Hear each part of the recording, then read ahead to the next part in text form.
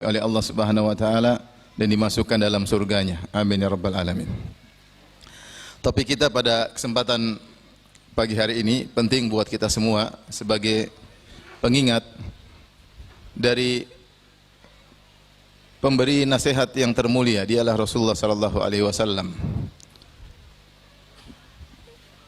Karena kita semua akan diminta pertanggungjawaban. Dan sang pemberi pengingat telah disifati oleh Allah Subhanahu wa taala, Azizun 'alaihi ma 'anittum harisun 'alaikum bil mu'minina raufur rahim. Allah memuji nabinya dengan berkata, Azizun 'alaihi ma 'anittum, berat bagi nabi apa yang memberatkan kalian. Kalau umatnya berat, Rasulullah SAW juga merasa berat. Harisun 'alaikum, yang sangat semangat untuk kebaikan bagi kalian. Bil mu'minina raufur rahim, dan sangat penyayang bagi kaum mukminin. Oleh karenanya Nabi SAW adalah ansahul khalq, yaitu orang yang paling terbaik dalam memberi nasihat kepada umatnya, yang paling sayang kepada umatnya. Sampai sebagian ulama mengatakan, kalau kita mengatakan kepada istri-istri Nabi dengan ummul mukminin, ibunda kaum mukminin, maka Nabi juga adalah abul mukminin, yaitu ayah dari kaum mukminin. Tentunya seorang ayah akan sangat perhatian kepada anak-anaknya. Apa nasihat Nabi sallallahu alaihi wasallam? Nasihat ini diriwayatkan dari sahabat Abdullah bin Umar radhiyallahu anhuma dan dikeluarkan hadisnya oleh Al-Imam Al-Bukhari dan Imam Muslim dalam kitab sahih mereka. Anin Nabi sallallahu alaihi wasallam, dari Nabi sallallahu alaihi wasallam beliau bersabda, ala kullukum ra'in, ketahuilah kalian seluruhnya adalah penanggung jawab. Wa kullukum mas'ulun an ra'iyatihi, dan setiap kalian akan dimintai pertanggungjawaban atas bawahannya. Kemudian Rasulullah SAW memberikan contoh sampel pada hal ini. Kata beliau, al-amir alladhi 'alan nasi mas'ulun. Al-amir alladhi 'alan nasi ra'in, sungguhnya pemimpin yang menjadi pejabat bagi manusia adalah penanggung jawab. Wa huwa mas'ulun an ra'iyatihi, dan dia akan ditanya oleh Allah pada hari kiamat kelak tentang rakyat atau bawahan yang dia bawahi. Kemudian Rasulullah sebutkan lagi, war rajulu ra'in ala ahli baitihi, dan seorang suami atau seorang laki adalah pemimpin atau penanggung jawab bagi anggota keluarganya. Wa huwa mas'ulun anhum, dan dia akan ditanya oleh Allah tentang anggota keluarganya. Kemudian Rasulullah memberikan contoh lagi, wal mar'atu ra'iyatun ala baiti ba'liha wa waladihi, dan seorang wanita, itu seorang istri, adalah penanggung jawab atas anggota rumah dan juga anak suaminya. Dan wahia mas'ulatun anhum, dan dia akan ditanya oleh Allah pada hari kiamat tentang pertanggungjawabannya. Rasul kasih contoh lagi yang paling kecil, wala abdu ra'in ala mali sayyidihi wa huwa mas'ulun anhu, dan seorang budak, ini kalau zaman dahulu, budak adalah penanggung jawab atas harta majikannya, tuannya, dan dia akan ditanya oleh Allah tentang amanah dan tanggung jawab tersebut. Ala fakullukum ra'in, kalau begitu ketahuilah kalian semua adalah pemimpin atau penanggung jawab. Wa kullukum mas'ulun an ra'iyatihi, dan setiap kalian akan ditanya atas apa yang dia pimpin. Hadirin hadirat yang dirahmati Allah Subhanahu wa taala, hadis ini Rasulullah buka dengan kata ala. Ala dalam bahasa Arab adalah untuk tanbih, untuk peringatan, agar kita perhatian. Dan ini dalam Al-Quran juga sering digunakan oleh Allah Subhanahu wa taala. Ala lahul khalqu wal amr, ala lahul hukmu wa huwa asra'ul hasibin, ya, ketahuilah, ya, hanya milik Allah segala keputusan, segala hukum. Ketahuilah segala perintah dan ciptaan hanya milik Allah Subhanahu wa taala. Ala inna awliya Allahi la khaufun alaihim wa lahum yahzanun, ketahuilah wali-wali Allah, mereka tidak bersih dan juga mereka tidak khawatir. Ketika Allah ingin menyampaikan sesuatu yang penting, Allah gunakan dengan ala, ketahuilah. Demikian juga karena ini nasihat yang penting dari Nabi sallallahu alaihi wasallam kepada kita, ya. Maka Nabi buka dengan ala, ketahuilah. Itu kita semua harus tahu. Ala. Kemudian Rasulullah SAW buka dengan kullukum ra'in. Setiap kalian adalah pemimpin. Setiap kalian adalah penanggung jawab. Dan di sini Rasulullah SAW menggunakan kata kullu. Kullu dalam bahasa Arab untuk memberikan faedah keumuman. Kalau kita artikan dalam bahasa Indonesia artinya semua. Semua kalian tanpa terkecuali. Semua kalian adalah pemimpin. Tidak ada yang keluar daripada keumuman ini. Adapun yang Rasulullah sebutkan hanyalah contoh dari skala paling besar sampai skala paling kecil. Dari pemimpin pejabat, kemudian skala kecil yaitu kepala keluarga, kemudian istri, kemudian budak. Namun Rasulullah sudah ingatkan seluruh kalian adalah penanggung jawab, adalah pemimpin. Sampai sebenarnya membahas bagaimana kalau jomblo. Apakah dia penanggung jawab? Jawabannya iya. Dia bertanggung jawab atas anggota tubuhnya. Dia bertanggung jawab atas pendengarannya, penglihatannya dan hatinya.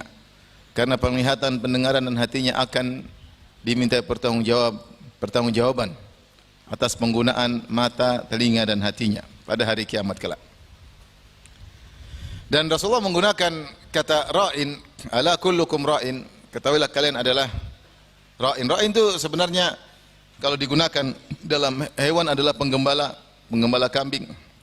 Sebagian ulama mengatakan ini adalah perumpamaan seperti seorang yang sedang menggembalakan kambing. Kita tahu kalau seorang menggembalakan kambing, maka dia benar-benar perhatian terhadap kambing tersebut. Terlebih lagi kambing adalah hewan yang lemah, ya.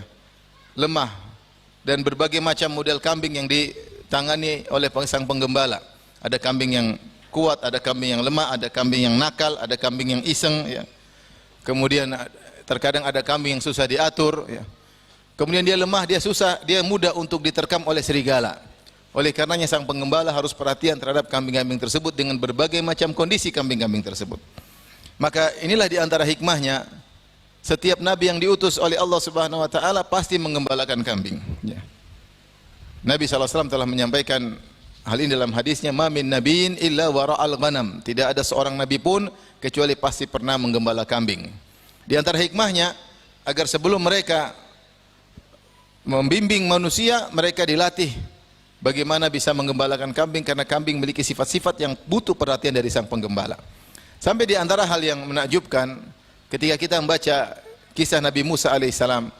Nabi Musa alaihissalam adalah seorang yang diangkat anak oleh Fir'aun. Diangkat anak oleh Fir'aun karena ketika dia dibuang oleh ibunya dalam keranjang, kemudian dipungut oleh istrinya Fir'aun, dan Allah mentakdirkan waktu itu istrinya Fir'aun tidak punya anak, maka akhirnya diangkatlah Musa ini sebagai anak Fir'aun, anak angkat Fir'aun, dan dia tinggal di istana yang megah. Tapi karena aturan telah berlaku setiap nabi pasti menggembalakan kambing, maka meskipun dia tinggal di istana dengan penuh kemegahan, akhirnya dia pun harus menggembalakan kambing. Allah mentakdirkan dia harus menggembalakan kambing. Kok bisa? Ternyata ketika dia dewasa, dia tanpa sengaja Nabi Musa alaihissalam membunuh salah seorang anak buah dari Fir'aun, maka Fir'aun pun marah, akhirnya menjadikan Musa alaihissalam sebagai buronan. Akhirnya dia pun kabur, meninggalkan kota Mesir, kemudian dia pergi ke Madian. Ternyata dia di sana menikah dengan seorang wanita, dan di antara mahar yang disyaratkan oleh calon mertuanya adalah dia menjadi tukang kebun dan penggembala kambing selama 8 tahun atau 10 tahun. Sebagaimana Allah sebutkan kisahnya dalam surat Al-Qasas, inni uridu an unkihaka ihda ibnatayya hataini ala an ta'jurani thamaniya hijaj wa in atmamta ashran famin indik. Wahai Musa, aku ingin menikahkan engkau dengan salah seorang putriku dari 2 putriku ini, dengan syarat engkau menjadi tukang kebun, penggembala kambing selama 8 tahun. Kalau kau sempurnakan 10 tahun terserah. Dan akhirnya Musa menerima, dan Musa akhirnya alaihissalam harus bekerja menjadi penggembala kambing selama 10 tahun. Makanya setelah itu Allah sebutkan dalam surat Thaha, ketika Allah bertemu dengan Nabi Musa, Allah berkata, wa ma tilka biyaminika ya Musa. Apa yang ada di tangan kananmu wahai Musa? Kata Musa alaihissalam, qala hiya asaya atawakka'u 'alaiha wa ahushu biha 'ala ghanami. Inilah tongkatku yang aku gunakan untuk bertelekan kalau aku berjalan, dan aku untuk mencari menggembalakan kambingku, untuk cari makanan buat kambing-kambingku. Waliya fiha ma'aribu ukhra, dan saya punya keperluan-keperluan lain yang saya gunakan dengan tongkat ini. Intinya ternyata di tengah hidup mewah tersebut, Nabi Musa di istana Fir'aun, Allah tetap mentakdirkan dia untuk menggembalakan kambing. Dan semua Nabi pasti menggembalakan kambing. Makanya ketika Nabi SAW berjalan dengan para sahabat, kemudian para sahabat mencari siwak. Kata Rasulullah, cari kayu siwak yang sifatnya begini-begini. Para sahabat heran, ya Rasulullah, kok anda tahu siwak yang bagus begini-begini? Kata Rasulullah, saya pernah menggembalakan kambing. Dan semua Nabi pasti pernah menggembalakan apa? Kambing. Di antara hikmahnya sebagai persiapan untuk membimbing kaumnya, karena kaumnya terdiri atas manusia dengan berbagai macam model, sebagaimana kambing modelnya macam-macam. Dan kita tahu kambing itu lemah, mudah untuk diterkam serigala, maka tugas penggembala dia perhatian, dia berikan waktu yang cukup untuk kambing-kambing tersebut, dan dia bagaimana mengarahkan kambing tersebut untuk bisa makan yang baik, kemudian menghalangi serigala yang ingin menerkam kambing tersebut. Maka sebenarnya mengatakan, Nabi SAW dalam hadis ini menyebutkan setiap kita ada pemimpin, mengingatkan kita kepada para penggembala kambing yang tugasnya seperti itu. Kemudian Nabi SAW setelah menyatakan kullukum ra'in, setiap kalian tanpa terkecuali, itu saya, antum, ya, bukan cuma laki-laki, ibu-ibu, ya, semuanya adalah pemimpin, penanggung jawab, ya. Dan kemudian Rasulullah mengatakan wa kullukum mas'ulun an ra'iyatihi, dan setiap kalian akan ditanya. Siapa yang nanya? Siapa yang akan menanya? Allah Subhanahu wa taala. Allah Subhanahu wa taala. Kenapa?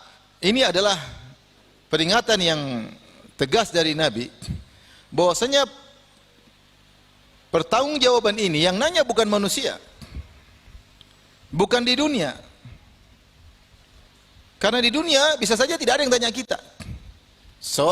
Contoh seorang dia punya perusahaan dan dia owner perusahaan, ya dia nggak akan ditanya. Yang justru dia yang bertanya kepada direksinya, kepada anak buahnya, dia nggak ditanya karena dia owner, sang pemilik. Demikian juga seorang mungkin sudah menjadi pejabat tertinggi, dia tidak akan ditanya. Justru dia yang bertanya kepada anak buahnya. Tapi Rasulullah SAW ingatkan bahwasanya betapapun tinggi kedudukan orang tersebut, dia akan ditanya. Yang nanya adalah Allah Subhanahu wa taala. Dan pertanyaan tersebut bukan ditanyakan ketika di dunia, tapi ditanyakan pada hari yang sangat dahsyat, itu hari kiamat. Sehingga Rasulullah SAW ketika menyampaikan hadis ini mengingatkan kita akan hari pertanggungjawaban di hari yang sangat dahsyat, hari kiamat. Hari ketika itu semua atribut dilepaskan. Sampai para raja tidak ada yang berani nongol dan bangga dengan kerajaannya. Allah berfirman pada hari kiamat, Anal Malik, Ana Dayyan, Aina mulukul ardi. Aku adalah sang maharaja. Aku adalah sang pemberi balasan. Mana raja-raja dunia? Enggak ada yang berani bangga dengan statusnya sebagai raja pada hari tersebut. Ya. Oleh karenanya hari tersebut akan kita temui seluruhnya. Dan saat permintaan laporan pertanggungjawaban tersebut akan kita rasakan seluruhnya. Maka ketika Rasulullah SAW sebutkan tentang hari kiamat, maka hendaknya kita waspada, kita hati-hati. Siapa yang beriman dengan hari kiamat, dengan hari kebangkitan, bahwasanya dia akan dihidupkan kembali untuk dimintai pertanggungjawaban, maka tentu dia akan waspada. Sebagaimana perkataan Fudail bin Iyad, ya, bahwasanya kita semua akan diberhentikan di hadapan Allah Subhanahu wa taala, kemudian akan ditanya oleh Allah Subhanahu wa taala. Faman alima annahu mas'ulun falyu'idda lis-su'ali jawaban. Dan siapa yang tahu dia akan diberdirikan oleh Allah dan akan ditanya oleh Allah, maka siapkanlah jawaban atas segala pertanyaan yang akan dia dicecar oleh Allah Subhanahu wa taala. Oleh karenanya dalam menjalani amanah yang Allah berikan kepada kita, baik ngurus rakyat, ngurus rumah tangga, ngurus anak-anak, ngurus titipan orang, maka kita harus ingat hadis ini, bahwasanya kita akan ditanya oleh Allah setiap amanah yang Allah titipkan kepada kita. Maka siapkanlah jawaban atas pertanyaan tersebut. Tapi ini semua mukaddimah dari Nabi SAW. Agar seorang waspada dalam menjalani tugasnya di atas muka bumi ini. Kemudian Rasulullah SAW berikan contoh yang pertama, yaitu terkait dengan pejabat. Kata Nabi SAW, wal amir alladhi 'alan nasi ra'in, dan pejabat yang membawahi masyarakat adalah pemimpin. Wa huwa mas'ulun an ra'iyati, dan dia akan ditanya oleh Allah tentang rakyatnya, tentang masyarakatnya. Ini Rasulullah SAW sebutkan contoh pertama. Kenapa? Karena contoh ini adalah pertanggungjawaban yang sangat berat. Kenapa? Karena bawahannya sangat banyak. Semakin tinggi jabatannya, semakin banyak bawahannya. Baik dari skala kecil, apakah misalnya RT, sampai skala tinggi, misalnya sampai presiden atau raja. Semakin tinggi jabatannya, semakin banyak bawahannya, semakin banyak pertanggungjawabannya. Oleh karenanya, sungguhnya seorang pemimpin pertanggungjawabannya sangat besar. Dan dia di antara dua tepi surga atau tepi neraka jahanam. Seandainya ada seorang pemimpin yang adil, yang bijak, yang baik, maka dia akan meraih surga yang tertinggi. Tapi kalau sebaliknya ada pejabat yang bejat, yang menyiksa atau merugikan masyarakat, maka dia akan masuk dalam neraka yang paling dalam. Dia cuma dua kemungkinan, surga terbaik atau neraka terburuk. Surga terbaik, kenapa? Sebagaimana sabda Nabi SAW dalam satu hadis, Rasulullah sebutkan, sab'atun yudhilluhumullah fi yaumin la dhilla illa dhilluh. Ada 7 golongan yang Allah naungi pada hari kiamat kelak, yang tidak ada naungan kecuali naungan Allah. 7 golongan tersebut. Kapan? Di hari kiamat, hari dibangkitkan manusia. Ketika Allah turunna syams, matahari didekatkan sampai jarak ala qadri mil, dalam jarak 1 mil. Sehingga manusia bercucuran keringat. Kata Nabi SAW, wa yakunul araq ala qadri amalihim, dan keringat sesuai dengan kadar amal mereka. Orang yang amalnya semakin sedikit, amal solehnya sedikit, keringatnya semakin banyak. Dan manusia mengalami rasa panas luar biasa, di antaranya karena matahari yang dekat. Yang kedua karena mereka berdiri, tidak ada yang duduk, makanya disebut yaumul qiyamah. Yaumul qiyamah itu diambil dari kata al-qiyam, berdiri, tidak ada yang duduk, semuanya berdiri.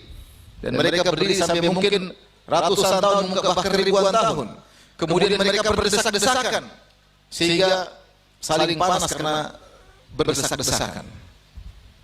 Oleh karenanya perkataan Imam Al-Ghazali rahimahullah, dalam perkataannya yang ini, dia mengatakan, siapa yang di dunia berkeringat dalam ketaatan, maka akan semakin sedikitnya keringat pada hari tersebut. Dia berkeringat karena berbakti sama orang tua. Dia keringat karena menyambung silaturahmi. Dia berkeringat karena mengurusi umat. Dia berkeringat karena mengurusi masyarakat. Dia berkeringat karena sholat malam. Dia berkeringat karena untuk membantu fakir miskin. Semakin banyak keringat dia keluarkan dalam rangka taat kepada Allah, maka keringat akan semakin sedikit pada hari tersebut. Namun siapa yang berleha-leha, tidak taat kepada Allah Subhanahu wa taala, maka dia semakin menderita pada hari tersebut. Hari sangat dahsyat. Sampai kata Nabi sallallahu alaihi wasallam, ada yang keringatnya sampai ila ka'baihi. Ini yang paling bagus, keringatnya cuma sampai di kedua mata kakinya. Dan di antara mereka ila rukbatayhi, ada yang keringatnya sampai di lututnya. Di antara mereka ada yang keringatnya ila haqawaihi, sampai ke bokongnya, sampai ke pinggangnya. Wa minhum man yujimul iljamu iljaman, dan di antara mereka ada yang sampai di mulutnya. Hari yang sangat dahsyat tersebut, ternyata ada 7 golongan yang Allah muliakan. Orang semua dalam kondisi kepanasan, mereka mendapat keteduhan. Siapa orang tersebut? 7 orang ini semuanya orang spesial.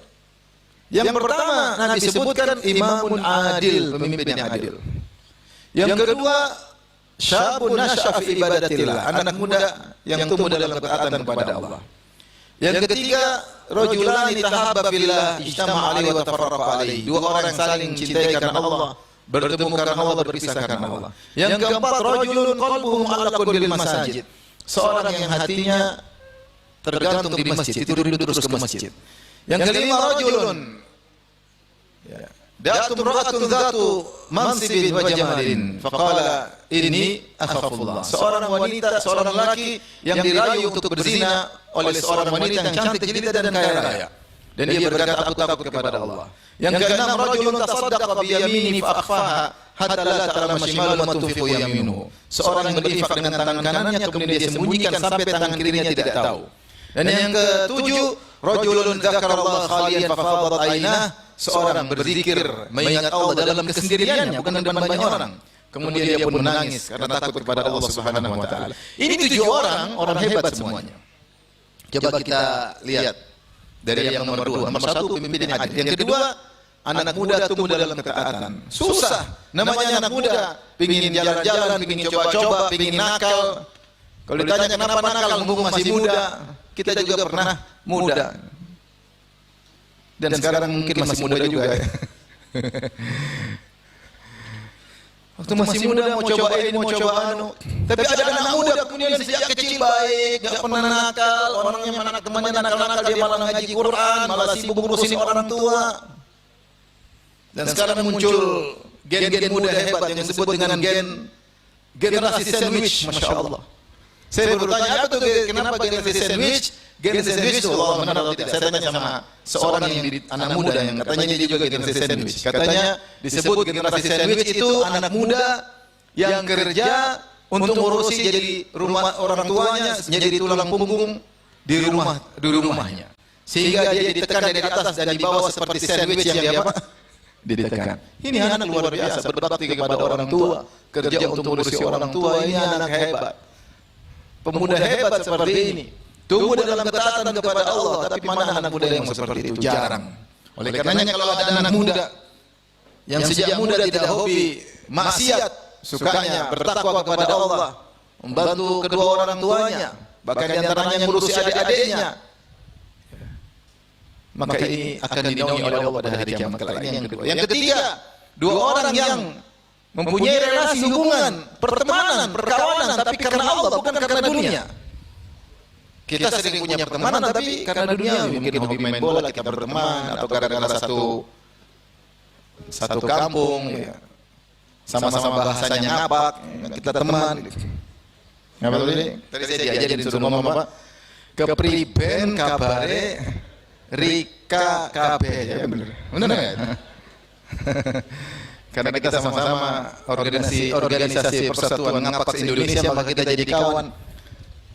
Atau karena sama-sama bisnis, sama-sama dalam instansi, itu semuanya persahabatan boleh, tapi itu semua karena dunia. Yang dinaungi oleh Allah, yang bersahabat bukan karena dunia. Karena dunia boleh bagus, tapi yang dipuji oleh Nabi, seorang bersahabat dengan kawannya bukan karena dunia, bukan karena saya ingin dapat keuntungan dari dunia dari dia, dan dia berteman dengan saya bukan karena keuntungan duniawi, tapi kita sama-sama mikirin agama Allah. Kita sama-sama mikirin agama pencipta alam semesta. Kita sama-sama berjuang untuk membimbing masyarakat agar dekat kepada Allah, agar jauh dari kemaksiatan, agar jauh dari perzinahan, jauh dari perjudian, jauh dari korupsi. Ini kita berjuang sama-sama, kita berteman karena Allah Subhanahu wa taala. Ini akan membuat kita dinaungi oleh Allah Subhanahu wa taala. Kalau relasi karena dunia banyak. Yang keempat, juga bukan orang sembarang, rajulun qalbuhu mu'allaqun bil masajid. Seorang yang hatinya selalu rindu kepada masjid. Sampai Rasulullah beri ibarat rajulun qalbu, jantungnya digantung di masjid. Dia pergi badannya jantungnya di masjid. Namanya jantung masjid, dia ingin pulang terus, ingin balik ke masjid. Artinya apa? Dia kerja di luar sana. Dia bekerja, berdagang, atau punya urusan, kerja di instansi, tapi dia rindu kapan dikumandangkan masjid, dikumandangkan azan dari masjid. Kenapa hatinya di masjid? Ingin bersimpuh di bawah Allah, sujud di hadapan Allah Subhanahu wa taala. Sehingga dia rindu kapan dikumandangkan masjid. Jarang orang yang seperti itu. Banyak orang ke masjid tapi terpaksa, rasanya berat. Bukan rindu ingin ke masjid. Makanya kalau mereka lagi bisnis tahu-tahu azan, waduh azan lagi, seakan-akan azan menghalangi keuntungan. Tapi orang ini enggak, kalau azan itu yang dia rindukan, dia tinggalkan, saya mau sholat. Sudah dipanggil oleh sang pemberi rezeki, sang pencipta saya, Arhamur Rahimin yang sangat sayang padaku, saya tinggalkan. Siapa orang seperti ini? Jarang. Kita aja kalau mungkin hujan, alhamdulillah ada uzur enggak ke masjid. Ini enggak, dia senang ke masjid, dia senang ke masjid. Orang seperti ini jarang, tapi kalau sampai timbul dalam hati kita seperti itu, rindu ingin ke masjid, mudah-mudahan termasuk dari orang yang dinaungi oleh Allah. Tapi orang seperti ini juga susah. Yang kelima, lebih angel lagi, susah lagi. Rajulun da'atum ra'atun zatu mansibin wa jamalin. Seorang lelaki dirayu oleh seorang wanita cantik jelita, kaya raya. Apa pernah kita digituin? Enggak pernah. Yang ngerayu kita pasti wajahnya pas-pasan, duitnya juga pas-pasan. Mana ada perempuan cantik jelita kemudian WA kita, saya rindu sama kamu. Mustahil. Kenapa? Wajah kita pas-pasan. Yang mungkin digoda seperti itu lelaki tampan, apalah ini. Kalau kayak kita begini ya jarang lah. Jangan kita, sebagian kita, mungkin ada yang digoda seperti itu. Ini luar biasa. Sekarang fitnah paling dahsyat, fitnah wanita. Seorang laki-laki punya istri, tergoda sama wanita lain. Padahal wanita lain mungkin lebih jelek daripada istrinya. Tapi namanya laki-laki, pingin yang lain lagi. Padahal istrinya lebih cantik, dia pun tergoda. Padahal itu miskin, jelek, dia tergoda. Gimana lagi kalau ternyata istrinya wajahnya pas-pasan. Terus yang goda cantik, oh berat. Ini lelaki hebat. Dia digoda. Sang wanita bilang, saya rindu sama kamu. Dia kirim fotonya dengan foto yang menggoda. Kemudian lelaki terus berkata, inni akhafullah, saya takut sama Allah. Siapa yang mampu seperti itu? Makanya kalau kita dengar cerita tentang kisah tiga orang yang masuk goa, kemudian ada pintu goa, batu menutup pintu goa, kemudian mereka bertiga berdoa. Yang satu berbakti pada orang tua, yang satu amanah menyampaikan gaji anak buahnya, yang satu ini luar biasa. Dia mengatakan dalam kisahnya, ya Allah, dia berdoa, ya Allah. Dia mau bertawassul dengan amal solehnya. Ya Allah, dulu saya punya sepupu wanita. Itu wanita paling saya cintai. Kalau ada lelaki mabuk kepayang, apa istilahnya sekarang bucin, apa? Bucin apa? Buta cinta ya? Hah? Budak cinta. Kalau ada bucin paling budak di dunia ini, sayalah terhadap wanita tersebut. Ini paling bucin, super bucin. Dia kejar-kejar, saya kejar-kejar terus wanita tersebut. Itu wanita idolaku, impianku, tapi dia selalu menolak. Tiba-tiba wanita ini terkena problem masalah. Tahu-tahu dia butuh uang. Mau tidak mau dia datang kepada saya, dia bilang, wahai fulan, saya serahkan diriku, tapi saya butuh uang. Sekitar sekian gram atau sekian dinar. 100 dinar atau berapa? 100 dinar itu berapa? 100 dinar itu kalau kita konversikan sekarang 425 gram emas. Berapa? 425 gram emas. Setengah kilo. Saya butuh emas setengah kilo. Setengah kilo, iya. Tapi syaratnya serahkan dirimu. Kata wanita tersebut, siap. Butuh duit, mau diapain? BU, butuh apa? Butuh uang. Akhirnya saya carikan emas. Saya kasih wanita tersebut. Akhirnya dia serahkan dirinya. Dan saya sudah duduk seperti seorang suami mendatangi istrinya. Artinya dia sudah tegang. Tinggal sip. Tahu-tahu wanita itu mengatakan, ya ittaqillah ya Abdullah. Bertakwalah kepada Allah. Jangan la tafudal khatam illa bihaqqih. Jangan kau hilangkan kegadisanku kecuali dengan haknya. Subhanallah. Saya langsung tinggalkan wanita tersebut dan saya tinggalkan uang kepada wanita tersebut. Kemudian saya bilang, ya Allah, kalau saya memang ninggalkan zina tersebut karena engkau bukalah pintu goa. Akhirnya batu terbuka. Yang menakjubkan, ini laki-laki meninggalkan bukan sembarang wanita. Ini wanita idolanya. Dan lebih menakjubkan, dia sudah, mohon maaf, sudah ereksi. Kata orang, laki-laki kalau sudah tegang, 2/3 otaknya sudah hilang. Kalau saya bilang hilang semua otaknya. Kalau perempuan kapan otaknya hilang? Kalau lagi cemburu sama lagi di mall, otaknya hilang. Kalau laki-laki sudah ereksi, mohon maaf, otak hilang. Dia kalau sudah tertarik sama wanita, dia tidak pikir istrinya, tidak pikir anaknya, zina. Dan itu cuma main menit. Tapi laki-laki ini luar biasa. Makanya ini laki-laki sangat hebat. Makanya laki-laki seperti ini berhak untuk dinaungi oleh Allah pada hari kiamat kelak. Makanya ikhwan, kalau tiba-tiba ada akhwat yang menggoda, ya akhi, saya butuh kamu, waduh, antum langsung blokir ya, blokir. Dan fotonya jangan disimpan, karena kalau disimpan kita lagi diomelin istri, kita nanti lihat-lihat itu foto. Makanya hapus, delete, blokir. Ini laki-laki hebat. Yang kelima juga hebat, yang keenam juga hebat. Seorang melakukan amal soleh tidak pernah cerita. Rajulun tasaddaqa biyaminihi, dia bersedekah. Mungkin dia bersedekah 1 miliar, 2 miliar, dia enggak pernah cerita. Sampai tangan kirinya tidak tahu apa yang disedekahkan tangan kanannya. Kita sebagian kita baru 100 ribu, aduh cerita-cerita. Baru 100 ribu bantu orang sudah cerita-cerita. Saya yang kemarin bantu dia, saya yang kemarin kasih makan dia, saya yang kemarin kirim kue ke rumahnya. Baru 100 ribu udah cerita. Dan betapa banyak orang kalau melakukan amal soleh, setan menggelitik hatinya untuk cerita. Dan sekarang kita hidup di zaman orang semua publish amal solehnya, pencitraan banyak. Ini orang tidak. Dia semakin bahagia kalau amal solehnya tidak diketahui oleh orang. Dia semakin bahagia. Dan kita hidup di zaman dengan dua kecanduan. Satu kecanduan pamer amal soleh, satu kecanduan menyembunyikan amal soleh. Tinggal pilih mau candu yang mana. Dia kecanduan menyembunyikan amal soleh. Dan ini berat. Maka dia dinaungi oleh Allah pada hari kiamat kelak. Yang keenam, seorang dengan ketulusannya, ikhlasnya, dia bersendirian, dia ingat akan Allah, kemudian dia menangis, menunjukkan hatinya tulus. Dia menangis bukan di hadapan banyak orang, bukan lagi rame-rame, tapi sendirian dia menangis.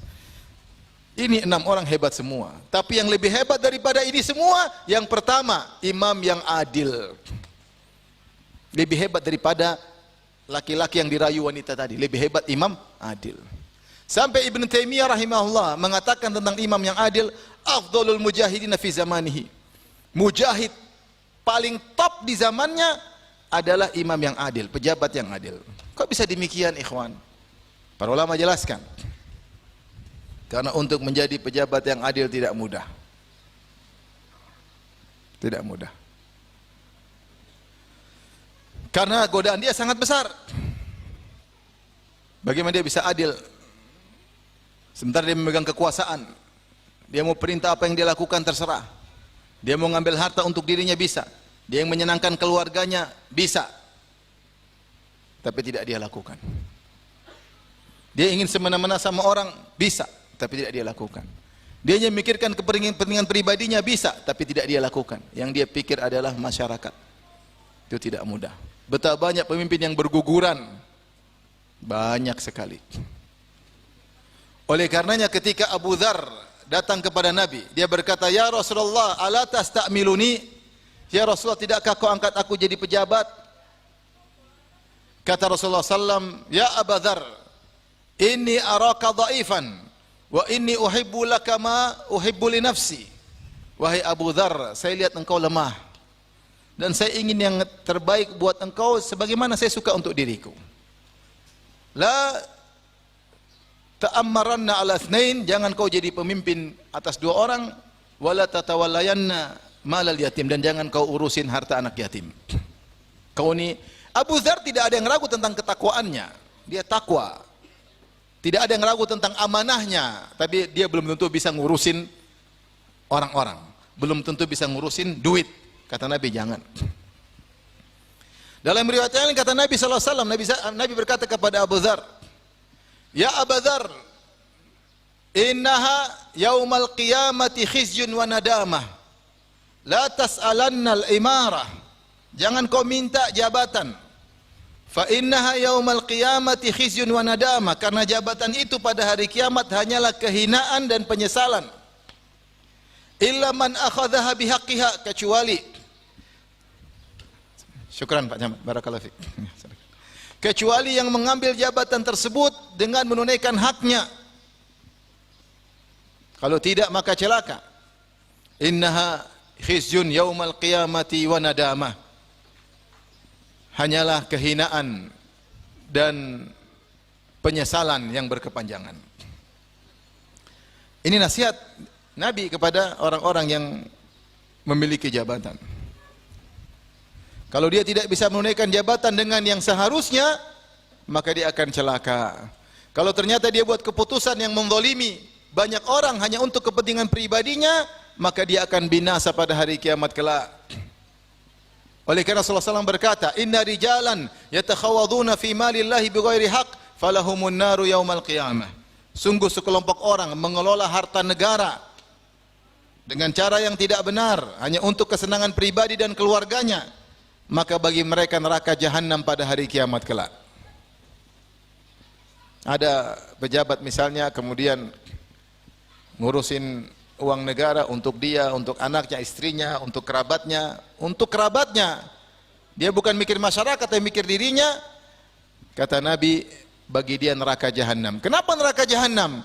Karena ketika di dunia dia ingin kesenangan pribadinya dengan mengorbankan kebahagiaan masyarakat. Dia bikin undang-undang yang susah, dia golkan proyek yang penting duitnya masuk sama dia. Sementara masyarakat jadi susah. Kadang dia naikkan tarif tertentu karena ada deal-dealan sama proyek-proyek, ambil duitnya.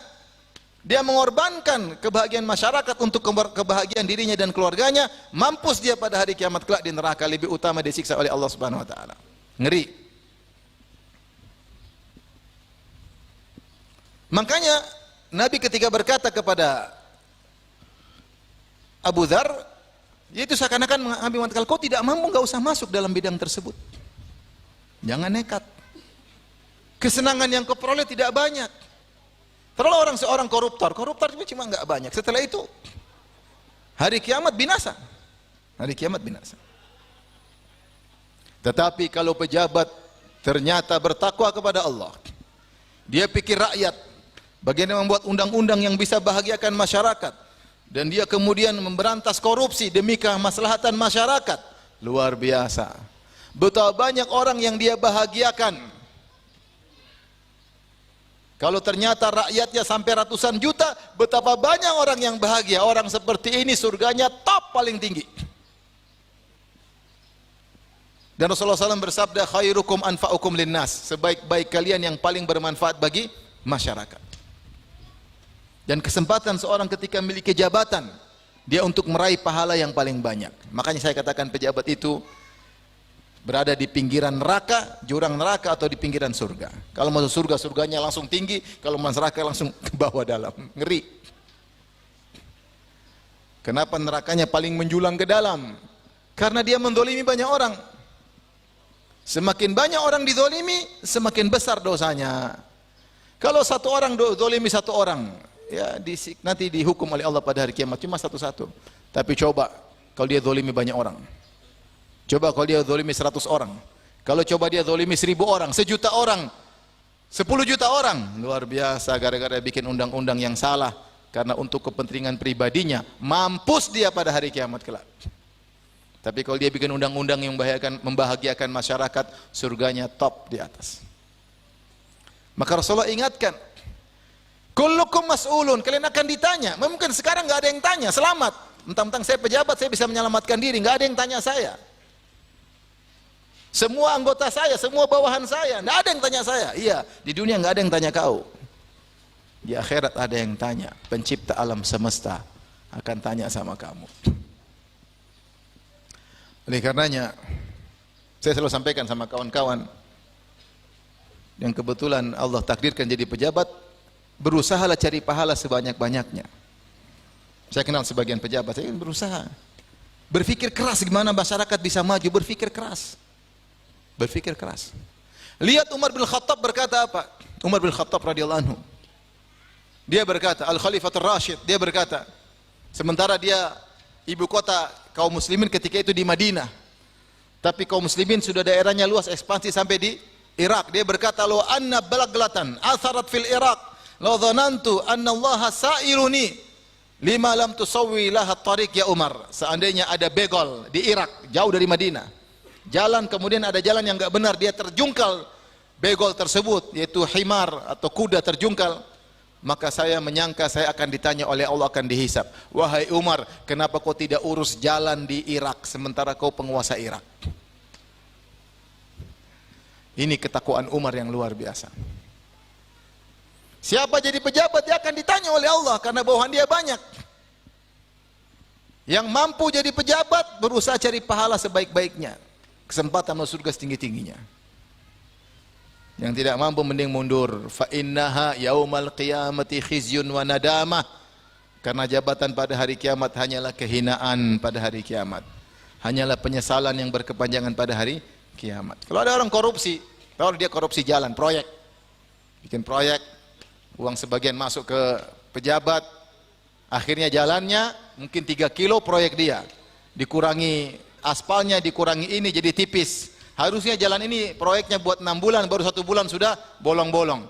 Akhirnya banyak mobil lewat di jalan tersebut, setiap hari mungkin 1000 mobil lewat, setiap lewat gejeklek, jeklek, jeklek. Dalam satu mobil isinya 5 orang.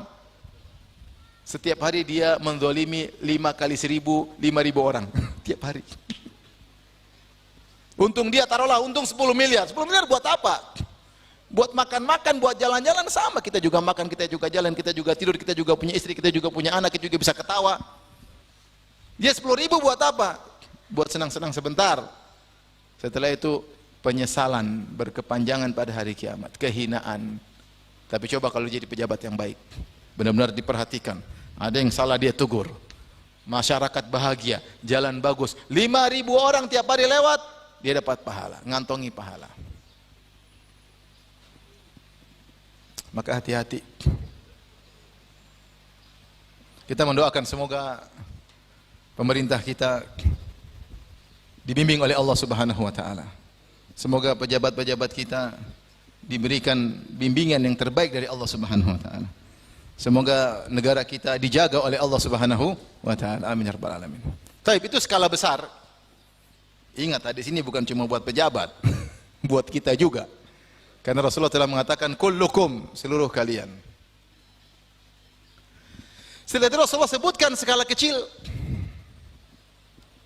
Kepala rumah tangga. Warrajulu ra'in ala ahli baitihi wa huwa mas'ulun anhum, dan seorang laki adalah pemimpin di rumahnya dan dia akan diminta pertanggungjawaban atas semua yang terjadi di rumahnya. Dia presiden rumah kecil.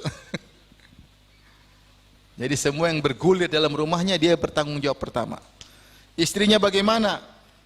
Dia akan ditanya oleh Allah. Anaknya bagaimana? Dia akan ditanya oleh Allah Subhanahu wa taala. Kalau dia punya pembantu, punya supir, dia akan ditanya oleh Allah Subhanahu wa taala. Apa yang ada alat-alat dalam rumahnya, televisi, video, semua dia akan ditanya oleh Allah Subhanahu wa taala.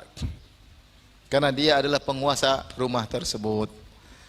Maka seorang dalam menjalankan kehidupan rumah tangga, dia harus menghadirkan bahwasanya dia akan ditanya. Maka uruslah istri dengan baik. Nasihati istri. Kalau istri salah, tegur dengan cara yang baik, dengan cara yang lembut. Arahkan istri kepada akhirat. Jangan malah ngajari istri untuk duniawi. Pikirannya harta melulu. Jangan mengarahkan anak menjadi nakal. Hati-hati. Didik anak yang baik. Bukan cuma dikasih duit, ternyata malah nakal. Maka yang akan pertama ditanya adalah suami. Maka kita harus waspada. Di rumah ada, pulang ke rumah ada orang nonton film Korea, jangan biarin istri nonton film Korea. Nah, boleh. Yang nonton kamu saya yang ditanya, bilang. Padahal saya nggak ikut nonton. Apalagi kalau ikut nonton. Jangan. Istri di rumah putar dangdutan, jangan dangdutan. Lagu-lagu cinta mulu, jangan. Putar Al-Quran. Yang joget kamu, saya juga ditanya oleh siapa? Allah Subhanahu wa taala. Istri ikut pinjol, ingat. Riba, pinjol. Hati-hati. Kamu yang riba, saya yang ditanya oleh Allah Subhanahu wa taala. Ngeri. Gimana lagi yang mengeluarkan izin pinjol? Saya nggak tahu gimana hari kiamat. Oleh karena yang sepada di rumah jangan kita lalai. Awasin istri, awasin anak-anak, awasin. Kita kasih HP kemudian bebas dia nonton macam-macam, kita yang ditanya. Yang beliin HP siapa? Abi. Yang nonton anak, Abi yang ditanya. Benar atau tidak? Nah, ingatin semampu kita. Nak, jangan lihat macam-macam, nak. Nak, ini fitnah, hati-hati. Kadang-kadang kita periksa HP-nya agar kalau kita ditanya oleh Allah kita punya jawaban. Kalau Allah tanya kenapa belikan HP? Covid ya Allah. Belajar online. Bisa jawab. Kok anak menonton film Korea? Saya sudah larang ya Allah. Tapi memang tidak bisa dilarang, nggak bisa. Yang penting kita punya hujah di hadapan Allah. Kalau kita kasih biarin aja, ente yang ditanya oleh Allah Subhanahu wa taala. Pertama ditanya. Taib. Apakah cuma suami yang ditanya? Rasulullah lanjutkan. Jangan merasa wanita selamat, wanita juga ditanya. Wal mar'atu ra'iyatun fi baiti ba'liha wa waladihi. Perhatikan kata Nabi. Ini hadis sahih Bukhari dan Muslim. Dan wanita adalah penanggung jawab terhadap rumah suaminya dan anak-anak suaminya. Wa hiya mas'ulatun anhum, dan dia akan ditanya tentang mereka. Suami kan ada uzur pergi kerja cari nafkah. Terus yang di rumah sama pembantu, sama bibi-bibi, sama anak-anak, istri. Ibu-ibu yang dirahmati oleh Allah Subhanahu wa taala, yakinlah setiap anti akan diberdirikan oleh Allah untuk ditanya tentang tarbiyah anak-anak. Setiap anti ditanya, ngurusin anak benar atau tidak, ngurus suami benar atau tidak, ngurus duit suami benar atau tidak, ibu-ibu akan ditanya.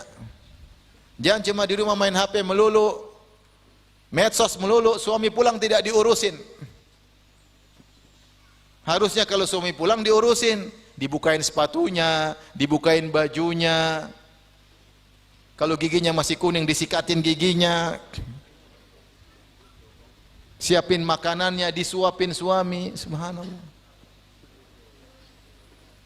Suami datang ngurus sendiri, buka pakaian sendiri, ini sendiri. Suami itu senang dilayani. Iya enggak bapak-bapak? Iya enggak? Enggak tahu kalau suami-suami di Kebumen, enggak tahu. Senang enggak dilayani? Senang. Kita tuh pingin pulang ke rumah disenyumin sama istri. Gimana Bi? Capek ya Bi? Dipijitin. Subhanallah. Pulang ke rumah, bawa apa? Bawa apa? Segini aja. Aduh. Sampai sempat itu saya baca di ada angkatan bunuh diri. Dia buka sepatunya loncat dari sungai mati. Ditulis suratnya, istrinya bikin ngomel melulu. Bayangkan. Gara-gara istri bunuh diri. Kejadian. Kenapa? Menderita. Maka ibu-ibu bertakwa kepada Allah. Jadilah istri yang baik, karena ibu akan ditanya oleh Allah. Sudahkah ngurus suaminya? Sudah ngurus anak-anaknya? Sudah atau belum? Kalau punya pembantu, sudah ngurus pembantunya dengan benar atau tidak? Akan ditanya, tidak mungkin lari. Anak akan ditanya satu demi satu. Sudahkah adil ngurus anak-anak? Sudahkah satu diperhatikan dengan benar? Akan ditanya, ibu nggak bisa lari. Akan ditanya. Umum-umum nggak bisa lari. Akan ditanya. Sudahkah menunaikan hak kepada suami? Hak suami sudah ditunaikan belum? Siapkan jawaban untuk pertanyaan tersebut. Setiap kita akan diberdirikan dan ditanya. Kalau bisa jawab, lakukan. Kalau enggak bisa jawab, enggak usah lakukan. Tidak ada jalan yang bisa agar kita selamat kecuali kalau kita mau lakukan sesuatu, kita siap. Saya ditanya nanti, saya bisa jawab enggak? Kalau bisa jawab, lakukan. Kalau enggak usah. Kita mau belanja sesuatu, ini Allah pasti akan tanya saya, kenapa beli ini? Kalau bisa jawab, beli. Kalau enggak bisa jawab, enggak usah beli. Suami saya lagi pergi, saya nonton film Korea. Bisa enggak kalau ditanya Allah, kenapa nonton film Korea? Kalau bisa jawab, nonton aja. Kalau enggak bisa jawab, jangan coba-coba nonton. Suami lagi pergi, maka berkelana dunia maya. Lihat cowok-cowok yang lama, pacar-pacar lamanya. Kalau Allah tanya bisa jawab enggak? Kalau bisa jawab, nonton aja. Cari kabar-kabar pacar lama. Kalau enggak, jangan coba-coba. Karena kamu pasti ditanya. Taib. Rasulullah kasih contoh, suami, istri, kemudian derajat yang paling rendah, budak. Kalau zaman dulu ada budak. Kata Rasulullah SAW, wal abdu ra'in fi mali sayyidihi wa huwa mas'ulun anhu. Seorang budak adalah penanggung jawab, pemimpin atas harta suaminya, karena harta majikannya. Karena majikan kadang-kadang kalau harta budaknya suruh ngurus, maka dia akan ditanya tentang harta majikannya tersebut. Ini sekedar contoh. Nah, urusan harta banyak. Ini kan contoh aja. Sekarang saya sudah sampaikan semalam, orang-orang yang membuka yayasan kemudian menerima dana umat, mereka itu akan ditanya karena fungsi mereka sebagai wakil ngurusin harta umat. Kalau mereka tidak bisa ngurusin harta umat, tidak usah buka yayasan. Saya sendiri, saya cerita diri saya, sering ditawarin orang, Ustadz ada dana, saya nggak mau terima. Kenapa saya tidak bisa ngurus? Kasih yang lain. Saya sibuk. Benar ini lahan pahala benar. Jadi pejabat lahan pahala. Tapi kalau tidak mampu jangan. Sampai Rasulullah nasihati Abu Dzar. Padahal Abu Dzar imannya sangat tinggi. Kata Nabi, inni la araka dhaifan. Kau lemah, nggak bisa, jangan. Kalau nggak bisa ngurus, nggak usah sok ngurus. La yukallifullahu nafsan illa usaha. Allah tidak ambil luar kemampuan. Fattaqullaha mastata'tum. Bertakwa semampunya. Mau jadi panitia masjid, bisa ngurus nggak harta umat? Terima dana, amal jariah silakan. Bangun masjid ternyata nggak bisa ngurus. Salah pilih founder, salah pilih supplier, salah pilih arsitek, akhirnya masjid duitnya keluar banyak, masjidnya minimal. Padahal kalau uang kita sendiri kita hati-hati. Ini penyakit banyak. Orang kalau pegang uang umat, kalau uang sendiri saya dia pelit, hati-hati. Tapi kalau uang umat dia asal-asalan. Asal-asalan. Mentang-mentang uang umat dia. Justru harusnya dibalik. Kalau uang kamu asal-asalan tidak apa-apa, uang itu uangmu. Tapi kalau uang orang harusnya lebih hati-hati. Kalau nggak bisa ngurus, nggak usah buka yayasan. Udah ke masjid aja sholat, biar orang lain yang bangun. Budak ngurusin harta majikannya ditanya. Kita ngurusin uang umat ditanya oleh Allah Subhanahu Wa Taala. Sebagian orang, ini saya pernah ditanya sama orang, saya di Masjid Nabawi ada yang tanya, Ustaz, saya punya yayasan anak yatim. Siapa yang bikin? Saya bikin sendiri, Ustaz. Nerima sumbangan. Terus saya bikin kadar gaji sendiri. Subhanallah. Dia bikin gaji dia yang nentukan sendiri, ngurusin anak yatim. Ini modus atas nama anak yatim untuk buka lapangan pekerjaan. Harusnya ngurusin harta anak yatim itu makan secukupnya. Gimana kalau dia ngumpulkan dana umat setiap bulan 30 ribu, 30 juta untuk anak yatim, dia sendiri gajinya 15 juta. Ini zalim atau tidak? Zalim. Dan sudah terjadi beberapa yayasan-yayasan inilah ternyata bikin gaji yang aneh. Gaji 100 juta, gaji ini ngawurnya luar biasa. Itu uang umat dimakan. Maka hati-hati. Maka Rasulullah SAW kemudian tutup hadisnya dengan mengatakan, ala fakullukum ra'in. Ketahuilah kalau begitu kalian semua adalah pemimpin. Yang pertama Rasulullah mengatakan kullukum, yang terakhir Rasulullah pakai huruf fa. Ala fakullukum ra'in. Kalau begitu kalian semua adalah pemimpin. Wa kullukum mas'ulun an ra'iyatihi. Dan setiap kalian akan ditanya, diminta pertanggungjawaban pada hari kiamat kelak. Maka siapkanlah jawaban atas pertanyaan tersebut. Kalian tidak bisa menghindar. Tapi Ustaz, jomblo, siapa yang dia pimpin? Enggak ada. Kata para ulama, dia juga akan diminta pertanggungjawaban karena Rasulullah mengatakan kullu, seluruhnya. Maka setiap orang, taruhlah dia enggak punya istri, enggak punya anak, dia akan diminta pertanggungjawaban atas matanya, atas telinganya. Ini semua anggota tubuh di bawah kuasanya. Ini anggota tubuh semua di bawah kuasanya. Kemana kakinya melangkah, kemana tangannya berjalan, bergerak, kemana matanya melihat, di mana telinganya mendengar, hatinya mau mikir apa, akan ditanya oleh Allah Subhanahu wa Ta'ala. Maka semuanya benar adalah memiliki pertanggungjawaban. Ini sekedar contoh sampel dari Nabi SAW. Kemudian kita menganalogikan kepada yang lainnya. Semoga Allah Subhanahu wa Ta'ala menjadikan kita hamba-hamba yang bisa bertanggung jawab pada hari kiamat kelak, yang bisa menjawab atas pertanyaan-pertanyaan Allah ketika kita dihisab. di hari yang tidak bermanfaat harta dan anak-anak kecuali orang yang datang dengan hati yang bersih. Yauma la yanfa'u malun wala banun illa man atallaha biqalbin salim. Demikian saja sesuai dengan waktu yang disediakan. Wallahu taala alam bisawab. Kalau ada yang bertanya saya persilakan, kalau tidak ada alhamdulillah.